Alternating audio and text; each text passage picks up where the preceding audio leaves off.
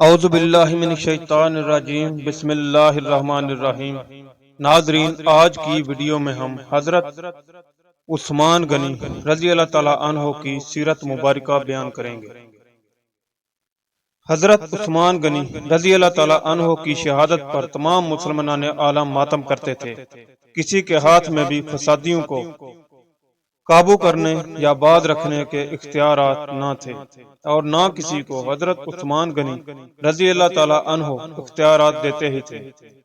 اس اللہ کے ولی خلیفہ نے اس امر کو تقدیر سمجھ کر قبول کیا اور دیار رسول اللہ صلی اللہ علیہ وسلم میں خون خرابہ ہونا پسند نہ فرمایا۔ ایسے محسن اور نیکوکار شخصیت کی سیرت تو سب پر عیاں ہے۔ ان کے درجات اپنے خالق حقیقی کے ہاں بہت بلند ہیں۔ حضرت عثمان غنی رضی اللہ تعالی عنہ بڑے ہی متحمل مزاج اور نرم مزاج انسان تھے۔ ان کو اپنی شہادت کی خواہش تھی جو کہ ان کے مقدر میں لکھی جا چکی تھی، وہ ان کو مل گئی۔ تمام اکابر صحابہ کرام دیکھتے رہے۔ انہوں نے اس قدر متحمل مزاجی سے کام لیا کہ کسی کو بھی مداخلت کرنے کی اجازت نہ دی۔ جو چند حضرات ان کی حفاظت کے لیے مقرر تھے، جب انہوں نے بھی مداخلت کرنی چاہی تو ان کو بھی منع کر دیا گیا کہ تم میری حفاظت کے لیے مقرر ہو یا خون خرابہ کرنے کے لیے؟ تو وہ حضرات یہ سن کر پیچھے ہٹ گئے اور صرف اکیلے ہی بڑے سکون اور تحمل کے حالت میں جام شہادت پی لیا، مگر انہوں نے مسلمانوں کو اپنی زندگی میں خون ریزی اور خون خرابے سے بچائے رکھا۔ بتایا جاتا ہے کہ محاصرے کے دوران حضرت حسن بن علی رضی اللہ تعالی عنہ نے حضرت عثمان غنی رضی اللہ تعالی عنہ سے کہا، اے امیر المومنین، آپ حکم فرمائیں میں بجا لاؤں گا۔ مگر حضرت عثمان غنی رضی اللہ تعالی عنہ نے تحمل کے ساتھ فرمایا کہ اے بھتیجے، اپنی جگہ تشریف رکھیے یہاں تک اللہ تعالی اپنا حکم تقدیر پورا فرما دے۔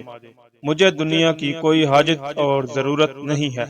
یعنی مجھے جنگ و جدل کی ضرورت نہیں ہے، مجھے صرف شہادت کی ضرورت ہے، جو کہ ان کی زندگی کا مقصد اور تمنا تھی۔ یہی ان کی آخری خواہش اللہ تعالیٰ نے پوری کر دی۔ انہوں نے اپنے دور خلافت میں تو ملت اسلامیہ میں خون خرابہ نہ ہونے دیا، مگر اس کے بعد مسلمان عالم نے خون خرابے میں مثالیں قائم کر دی۔ حضرت عثمان غنی رضی اللہ تعالیٰ عنہ کی سیرت کا یہ بہت بڑا کارنامہ ہے کہ انہوں نے اپنی زندگی میں یا اپنے دور خلافت میں مصحف آسمانی کو مکمل اشاعت کر کے رکھا۔ مکمل قرآن تو آن حضرت صلی اللہ علیہ وسلم کی حیات مبارکہ میں ہی نازل ہو چکا تھا، مگر اس وقت مختلف صحابہ کرام رضوان اللہ علیہم اجمعین کے سینوں میں محفوظ تھا، مگر آن حضرت صلی اللہ علیہ وسلم کے وصال کے بعد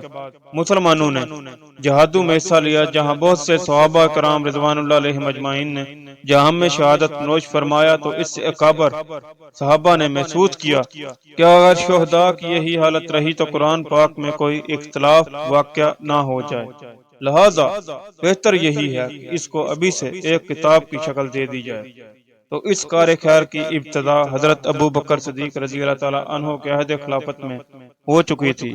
اور انہوں نے ایک نسخہ حضرت زید بن ثابت رضی اللہ تعالی عنہ کی سربراہی میں تیار کروا کر رکھ دیا تھا۔ تو حضرت عمر رضی اللہ تعالی عنہ کے دور خلافت میں بھی اس حالت میں رہا، تو حضرت عثمان غنی رضی اللہ تعالی عنہ نے قرآن پاک کے نسخوں کی نقول بنوا کر اس کو تمام لوگوں کے پاس بھجوا دیا تاکہ کوئی اختلاف پیدا نہ ہو۔ تو گویا حضرت عثمان رضی اللہ تعالی عنہ ناشر قرآن پاک ہیں۔ حضرت عثمان غنی رضی اللہ تعالی عنہ خود بھی حافظ قرآن تھے۔ ان کے پاس قرآن پاک کا اپنا نسخہ موجود تھا جو کہ ان کے سینے میں اصل حالت میں محفوظ تھا، لہذا انہوں نے اپنے سینے سے نسخے اور حضرت ابو بکر صدیق رضی اللہ تعالی عنہ کے زمانے کا تیار شدہ قرآنی نسخہ جو کہ حضرت حفصہ رضی اللہ تعالی عنہ بنت حضرت عمر فاروق رضی اللہ تعالی عنہ کے پاس محفوظ تھا، تو انہوں نے اس کی نقول تیار کر کے بھجوائیں۔ املا کی اصلاح کی گئی، مگر لفظ کی شکل کو نہیں بدلا، آواز کو بھی نہیں بدلا، لیکن اس آواز کی املا میں کچھ فرق کیا گیا جہاں مناسب سمجھا گیا۔ اس کے بعد اس کے 4 نسخے یا ایک بعض روایات کے مطابق 7 نسخے تیار کیے گئے۔ حضرت عثمان غنی رضی اللہ تعالیٰ عنہ کے زمانے میں علمی دیانتداری کا جو معیار پایا جاتا تھا، اس کے تحت انہوں نے حکم دیا کہ ان 7 نسخوں کو ایک ایک کر کے مسجد نبوی میں ایک شخص بآواز بلند شروع سے آخر تک پڑھے، تاکہ کسی شخص کو بھی ان پر شک و شبہ نہ رہے کہ حضرت عثمان غنی رضی اللہ تعالیٰ عنہ نے قرآن مجید میں کہیں تبدیلی کی۔ جب یہ سارے نسخے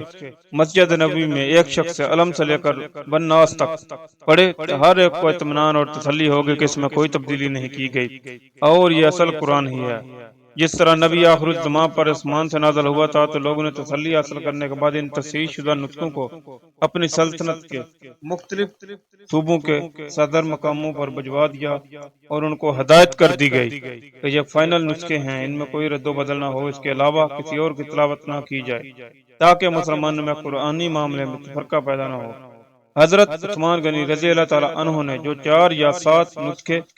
کلمی مختلف صدر مقاموں پر بھجوائے، ان میں سے چند تاحال محفوظ سمجھے جاتے ہیں، بلکہ تاشقند میں تو آپ رضی اللہ تعالیٰ عنہ کی شہادت کے وقت ایک نسخہ پایا جاتا ہے جس پر آپ رضی اللہ تعالیٰ عنہ کا خون شہادت بھی موجود پایا گیا، جو کہ شہادت سے قبل تلاوت فرما رہے تھے۔ یوں کہا جا سکتا ہے کہ حضرت عثمان غنی رضی اللہ تعالیٰ عنہ سے پہلے تلفظ اور املا کے اعتبار سے اختلاف موجود تھا، اسے انہوں نے ختم کر کے مسلمانوں کو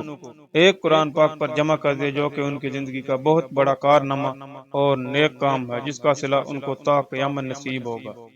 ناظرین، اگر آپ اس طرح کی اور ویڈیو دیکھنا چاہتے ہیں تو چینل کو سبسکرائب کریں اور بیل آئیکن کو پریس کریں تاکہ ہر نئی آنے والی ویڈیو آپ تک پہنچے۔